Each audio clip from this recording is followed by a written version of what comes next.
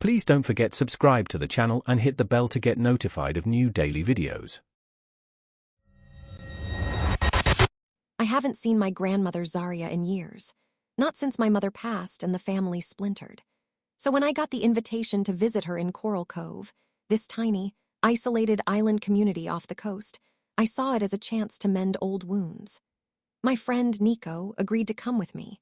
He's always up for an adventure, and the photos of Coral Cove's famous glass flower coral were undeniably stunning. Coral Cove itself was everything the brochures promised. Pristine white sand, turquoise water, and cliffs draped in vibrant, almost impossibly bright flora. The air was clean, carrying the scent of salt and something sweet like jasmine. The townspeople were equally charming. Everyone waved, smiled, and offered help before we even had to ask. Their hospitality felt boundless, almost too perfect. They moved with a graceful, unhurried ease that put me at peace, a stark contrast to the city life I'd left behind. Zarya, when we finally found her modest cottage overlooking the harbor, looked rejuvenated. Her silver hair was neatly braided, her skin smooth, almost luminous.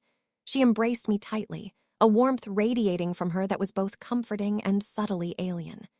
"Tyra, my dear," she murmured, her voice soft as sea foam. "You've come home to the deep's embrace." She wore a pendant around her neck, a delicate, iridescent glass flower that pulsed with a faint, internal light, mirroring the countless others decorating every home and even woven into fishing nets. She immediately gifted me one, a beautiful, swirling blue-green spiral. "Wear it," she insisted. "It helps you connect to the current." Nico, initially as captivated as I was, started to develop a persistent headache on our second day. He'd rub his temples, complaining about a low, pervasive hum that I couldn't hear. "It's like a tuning fork vibrating right behind my eyes," he'd grumble, even as Zarya offered him herbal tea that she said would align his senses. He found an old, faded journal in a dusty antique shop, written by a marine biologist who visited decades ago.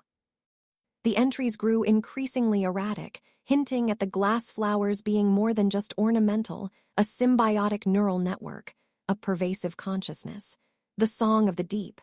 He slammed the journal shut, his face pale. "Tyra, this isn't right." That night, we attended the Tide's Blessing, a weekly ceremony on the beach. Dozens of townspeople gathered, facing the moonlit ocean.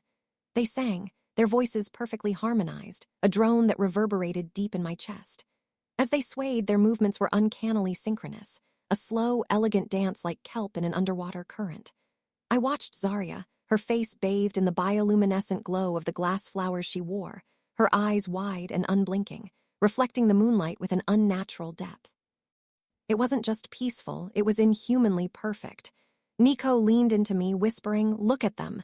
They're all breathing at the exact same time." He was right.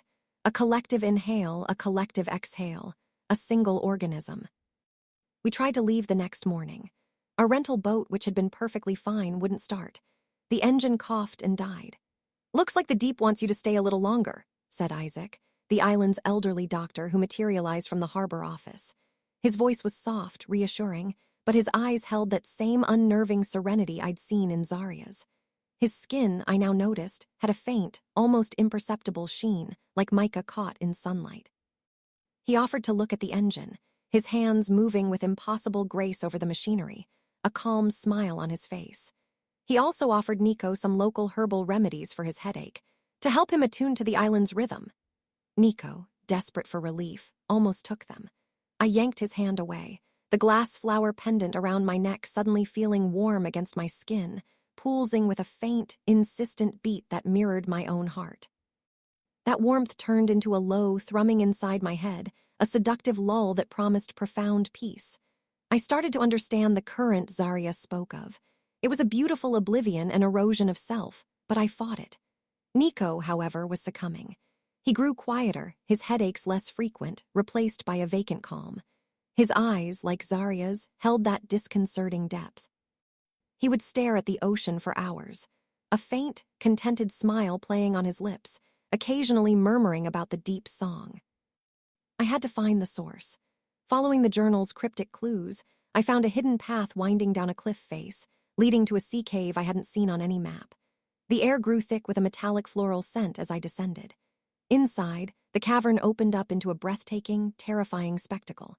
It wasn't just a cave, it was alive. The entire chamber pulsed with a blinding, kaleidoscopic light emanating from a colossal, sprawling network of glass flowers that covered every surface. It was a vast, crystalline organism, humming with a sound that vibrated through my bones, a song of pure, overwhelming connection. And there they were, Zarya, Isaac, and dozens of other townspeople, their faces upturned to the radiant growth, their bodies swaying in that familiar, synchronized rhythm. Their eyes were wide, unblinking, reflecting the pulsing light with an almost liquid sheen. They didn't see me at first, lost in their collective trance. Then Zarya turned, her gaze settling on me. Her lips didn't move, but her voice echoed in my mind, perfectly clear, perfectly calm.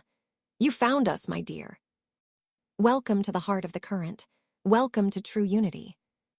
Isaac glided towards me, his hand outstretched. "Come, Tyra, let the deep embrace you.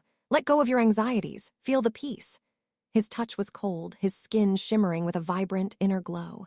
Then I saw Nico, standing amidst the entranced crowd, his eyes fixed on the pulsing organism, a beatific smile on his face. He looked at me, and I saw no recognition, only that profound, empty peace.